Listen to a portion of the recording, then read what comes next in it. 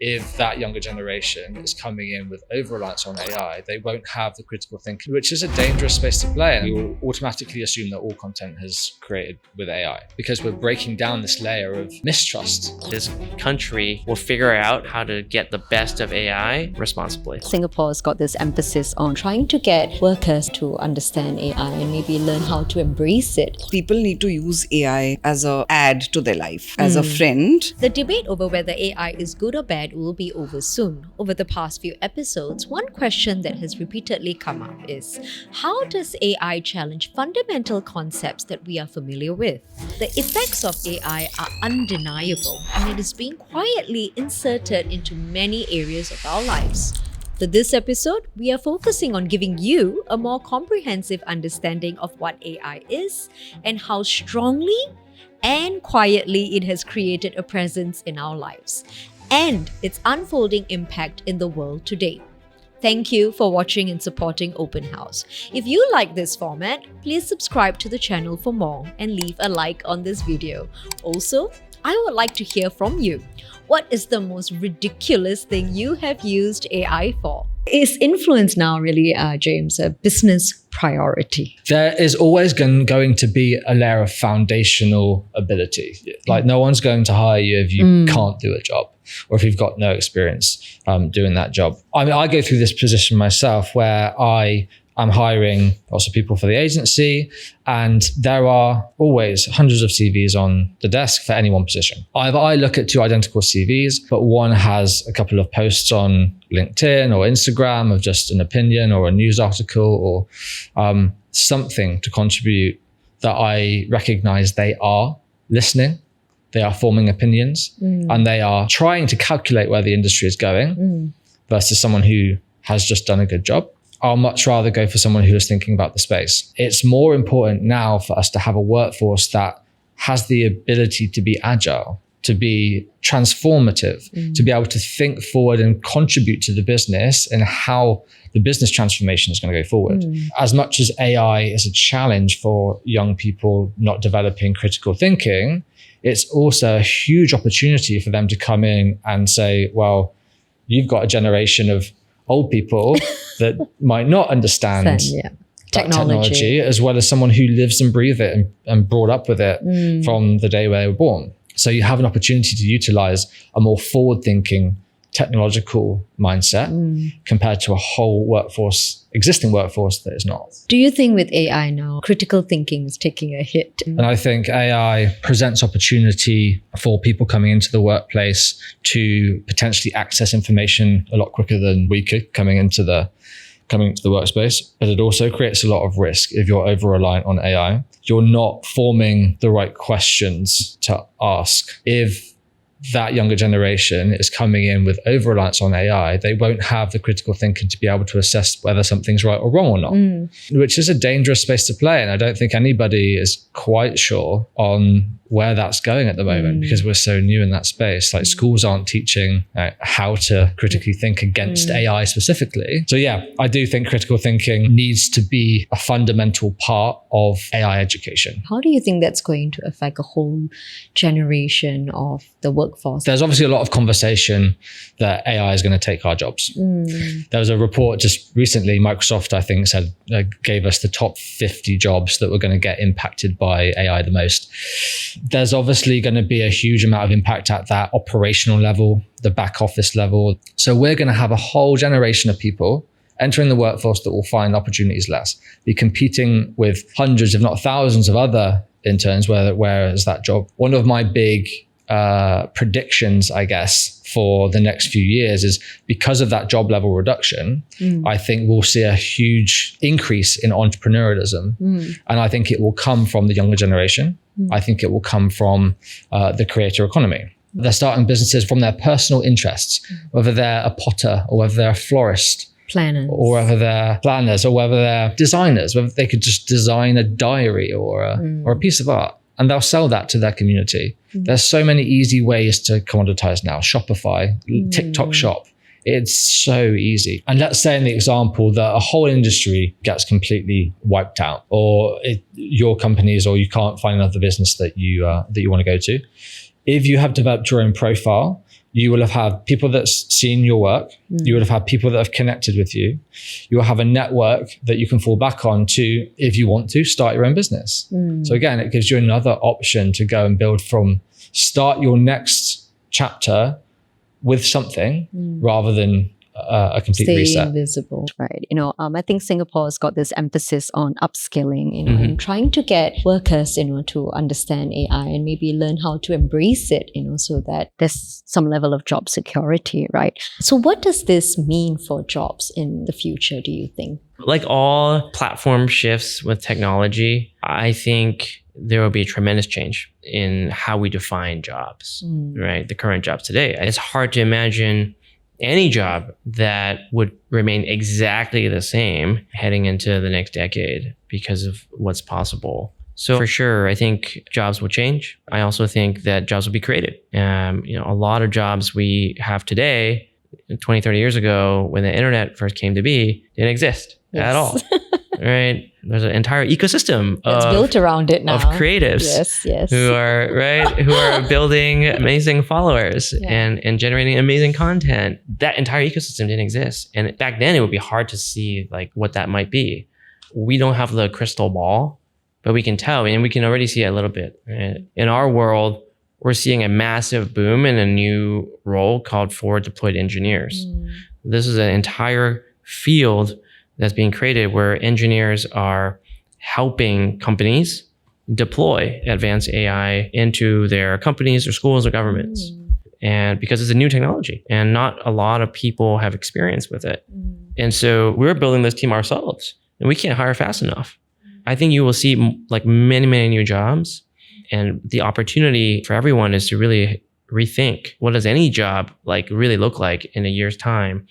So for example, we had this conversation last week on a go-to-market team thinking about sales. And what does it mean to differentiate a senior salesperson from a junior salesperson?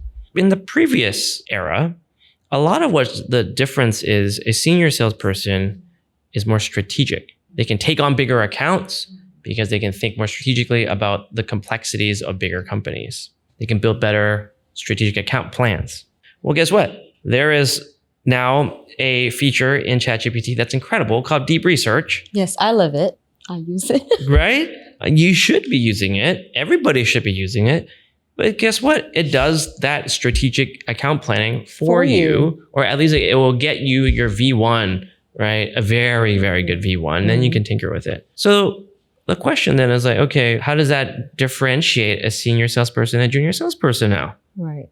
And so we had a discussion, and reality is we're like, wow, like if you think about in this new age, actually what really differentiates a senior salesperson is actually probably more about the impact that they actually are having across the entire team, leveraging AI, as opposed to just being able to do more strategic planning, because now AI can cover that gap.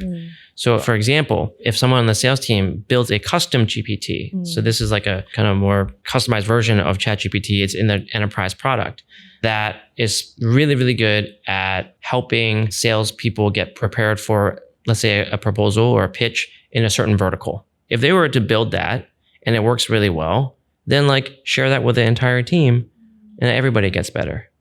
Or a sales engineer can use our own coding platform, 𝙒𝙧𝙤𝙤𝙀𝙀, to create a new like demo for a certain use case. It's great. Okay, now then share that with everybody, right? That's really what differentiates a senior and a junior now. So I think there's opportunities for everyone to like rethink jobs. It's a really fluid and exciting time of this phase. And as employers, I think it's important to really use maybe AI. And by the way, even candidates can use AI. I think AI is really helping that job match. Job seekers look for lesser number of jobs, but more jobs that candidates can resonate with versus just applying for anything and everything. And recruiters and companies can use AI. And by the way, we have a lot of tools on LinkedIn, which is helping job seekers as well as recruiters really be able to identify and come down to spending your energy on what's important. So I think as companies, we have to be able to look at skills and transferable skills. But it has to be that match where the candidate is also taking the effort to update and put those relevant skills and constantly update, and recruiters are taking the effort to do that match. So it's going to be a journey and distance that needs to be covered on both ways. It's a two-way street, not a one-way street. Right. And that kind of, leads us to the next question, right? with AI and automation, which is something that we have to all learn how to adapt and adopt, right? So with government encouraging a lot of businesses to adopt AI and, implement it, right? Can we talk about how the job landscape is changing? First of all, I think let's acknowledge, AI is here. It's not going to replace jobs completely. It's not going to replace humans completely.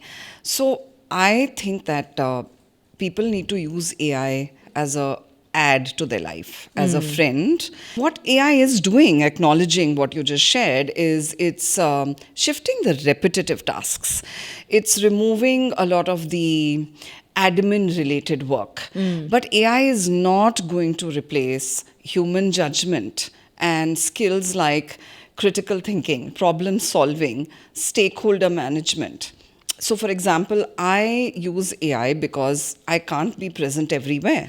I'm doing a role where I have my peers, my partners, my stakeholders in the region and also globally. I cannot be present everywhere. So I use AI to give me key takeaways, to give me minutes of a meeting that I couldn't be present in. People were meeting while I was asleep. That's just the nature of my role. And the time that I get, because I've already used AI to give me what is important, is where I spend this time to do what gives me the most joy, which is spend time with people, coach, think with my stakeholder, advise, and bring in human judgment.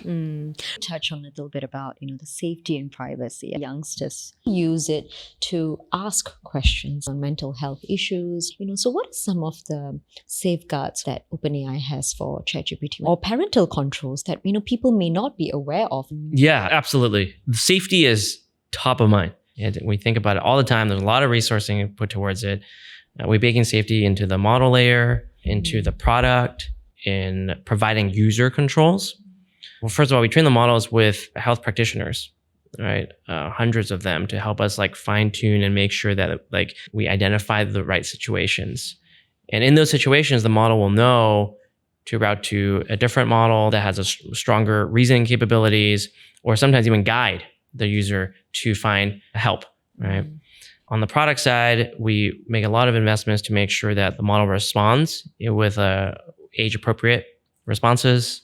And then user controls is a huge one because no one's the same and everybody has different preferences. And so we've invested a ton in user controls. You mentioned parental controls. That is something that's top of mind for us as well.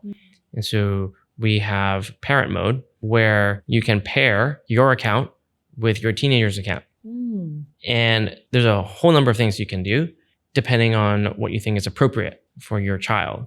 It could be setting time limits or setting windows where they can actually use ChatGPT. It could be ensuring that certain features are turned off, like you can't generate images, or you can turn off memory, or you can also ensure that for us, if you're using the free version, that we don't train on that data, right? So that's how we think about safety. It's not like a one-time feature here. It's really you can't just turn it off. It's embedded in everything that we do. I know, James, we look at AI being in this space. Do you see that as evolution, or is that a disruption to what we are doing? I think it's complementary to a certain level because of the amount of AI content going into the world right now. People are immediately suspicious of what AI is. If I see a dog jumping on a trampoline, I now know that it's most likely AI. A couple of founders in China created 2 AI versions of themselves, did a 7-hour live stream, and they sold $7 million worth of the product. There needs to be a balance. Real influencers, real people are going to create your first awareness, because we went through a period of AI influencers a few years ago, and they kind of died a death really quickly because people realized they're robots and AI influencers, and no one wants to build a relationship with the robot, with an AI influencer. Obviously, there's some people, and it works sometimes, but the majority of the population want real human connection. And then the next layer down on the marketing funnel is that consideration, that relationship building. Again, you need to be able to establish trust in your business in order to get people to be convinced. That needs to come from real people. But there's that lower level where we're seeing AI influencers come into play on the selling level, because once you go through the funnel, you're already made aware of the business, top level. You then build a relationship with that business or brand in that consideration phase. And then when it comes to the final decision to purchase, you only need a few key details to be answered. What's the specs, essentially? You don't need a real person to give you the exact specs or details. That is what an AI influencer can do. So we're running live streams where we have real influencers for 10 hours a day. And then in the nighttime, we'll have an AI influencer running. And you'll see sales pick up.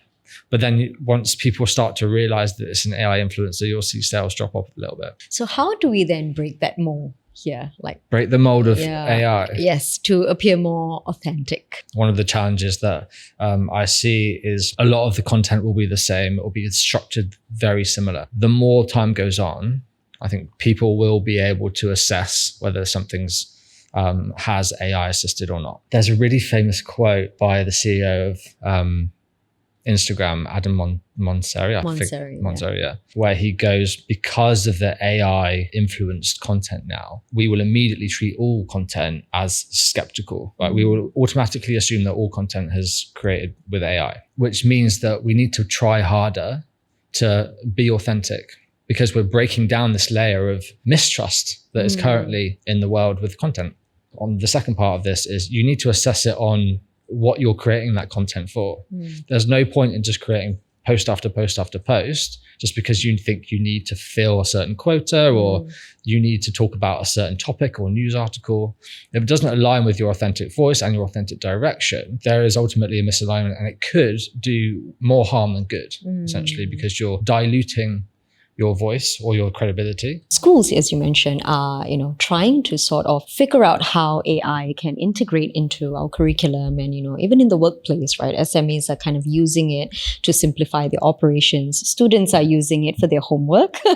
So, what is your view on that? Does it actually, enhance our critical thinking? Does it actually, sort of have an influence on critical thinking and originality? I think AI gives us an opportunity to rethink in how we approach learning. One of the things we learned is when we look at how users are using ChatGPT, many of them are using ChatGPT as not just get the answer, but they don't want to understand why, which is exactly what learning is. Learning is not about just getting the answer, right? It's about understanding what it takes to get to the answer. And so this is why we developed a mode in ChatGPT called study mode. Study mode and it was inspired by just watching how students want to use ChatGPT to learn. And so with study mode, the ChatGPT becomes much more like a tutor. So what does a tutor do? The tutor would never just give you the answer. They'll give you clues. They'll nudge you along the way. It will prompt you to think the way you should think. That is really the core of the learning. It's teaching you how to think. And that's really one of the areas that we're very excited about and we're getting great reviews of people using study mode, because it really does enhance learning. Because when it comes to learning, one of the pain points we hear when we talk to teachers and schools is everybody wants a more personalized learning experience. That is really the unlock for education. Even within the same topic, you may struggle with one area that's different than what I struggle with. And we all know there's a shortage of teachers everywhere.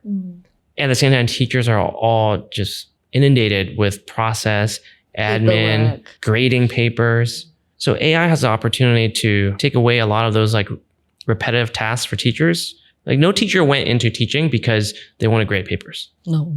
Right? Especially on things like math where it's black and white. Hey, how can AI help automate that process? And at the same time, on the other side, give teachers the ability to provide a more customized, nuanced approach. I'll give you one example. Harvard Business School is known for the case study method. And so you read cases, and then this is their core IP, and then you discuss it.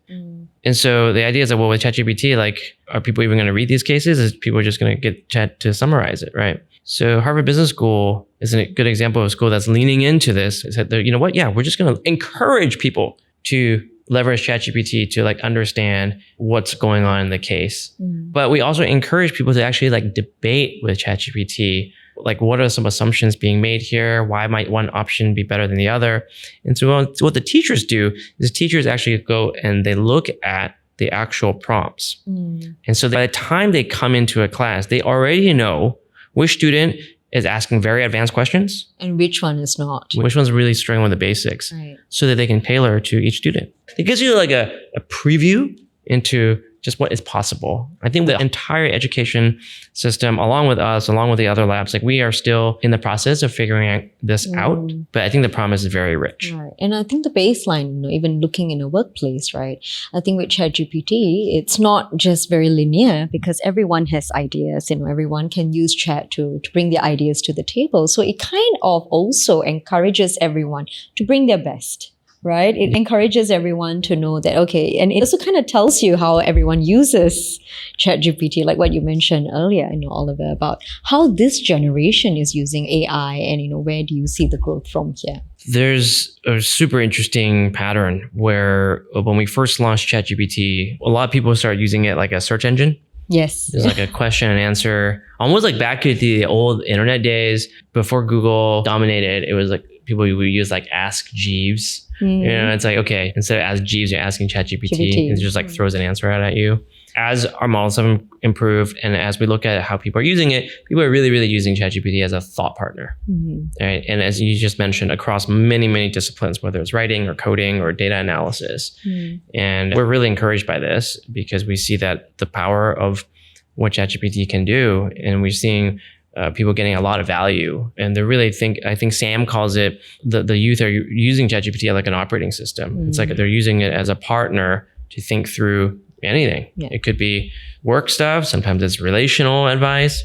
Family advice. Sometimes it's family, right? I think there's plenty of use cases. In fact, there's no end to it. And so that's a really interesting trend that we see. Now we move to a more regional aspect. AI is really taking off, in APAC region, right? In Singapore as well. What do you think is, sort of driving this growth here in this region, maybe as opposed to the US or even Europe? Yeah, absolutely. We do see growth in Asia being the standout region. Right. I think ChatGPT usage, the number of active users have increased 4 times year over year. And in some countries, it's like 7, 8 times. And Singapore itself, a very early adopter, is like one of the highest usage companies on a per capita basis, one of the top 3 around the world. So why are we seeing such great adoption in Asia? I think there's a few reasons. Number one, we have a younger population. And as a result, you're seeing just more active usage amongst the youth. And so I think that's one reason. Second is Asia is very mobile first. Right? A lot of countries just skip the PC generation and went straight to mobile. So what that means is now you have in your pocket a super assistant just at home, at work, on the bus, everywhere. So you're seeing like just massive usage there. And then what's really interesting in Asia, we see more advanced usage like deep research. So I think people are getting like more value out of the product. They're stress testing more. They're more willing to try and push the needle. Whereas some other regions is a bit more conservative. So it's like, because I don't know everything, I don't know whether I'm ready to lean in. Asia, we like to try everything. We want the best. We want the best. We want to be the first to like adopt. First adopters, right? Of everything. And so I think that culturally might be another reason. But certainly, we're seeing phenomenal growth in Asia. It's the fastest growing region for us. Right. And Singapore seems to be very important in this story, right? How does, Singapore's role play into this? You see the support of AI from top to bottom in terms of like how people are thinking about it, how the government and companies and schools are thinking about how do you thoughtfully and responsibly use AI. I think there's a very pragmatic approach in Singapore. I think Singapore's always had that culture. Very pragmatic, right? Like there's a lot to be done here. There's a lot of benefits to be gained, but you also have to make sure you think about things responsibly as well. And so I'm very impressed by all my conversations with the government, whether it's with IMDA, whether it's with various ministries, how they're thinking about adopting AI. It's a level of thoughtfulness that tells me that this country will figure out How to do it. how to get the best of AI responsibly. What are you hoping to achieve in particular? And I hope we'll start seeing some really, really transformative use cases that today I think we're on the cusp of being able to do with our research. Our models are becoming more and more intelligent. And I think in fields like biomedical sciences, protein engineering, there's a world not too far away where you'll see a really accelerated progress in scientific research, which will lead to faster time to drug discovery, to disease elimination. And I think that's really where you'll see humanity truly, truly benefit. The first thing is familiarize yourself with AI. And this isn't an influencer point of view. This is a common sense point of view. It will save time and it will make sure you are relevant going forward. AI is coming at us with extraordinary pace and it will impact everything. Understand where AI will impact your industry the most, have an opinion on how to adapt to it and share it. Because even though AI is the hot topic at the moment, very few people are actually utilizing it to its full capacity in the workplace. So if you are sharing how to do that, you're miles ahead of everybody else. Invest in yourself to get more savvy with the digital world. You already know what it means to put yourself out there, have communication skills, have great in-person presence, and everything else that you may have already experienced. But what you're not comfortable with right now, which our data is telling us, is that you're not using technology to most digital savvy way, or in the way that the world wants from a virtual and digital perspective. So if you can get more comfortable with using tools, even AI tools, because what we are also seeing in some of our data is that this generation of professionals is not very comfortable using AI. As I said earlier, AI is a friend. It can really help you gain more confidence without losing your authenticity to put yourself out there and become more tech savvy. If this conversation gave you something to think about, don't stop here. Every episode on Open House is a chance to see the why behind success, resilience, and growth. Click on the video on your screen. This is the one you're meant to see next.